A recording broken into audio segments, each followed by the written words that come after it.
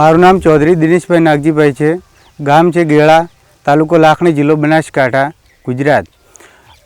નિજુવડુ seeds કંપનીની અંદરથી સનબેક્સ બાજરીનું 2 વર્ષથી વાવેતર કરીએ છીએ, જે અમને બહુ સારું લાગ્યું છે. 6 ફૂટની હાઈટ છે.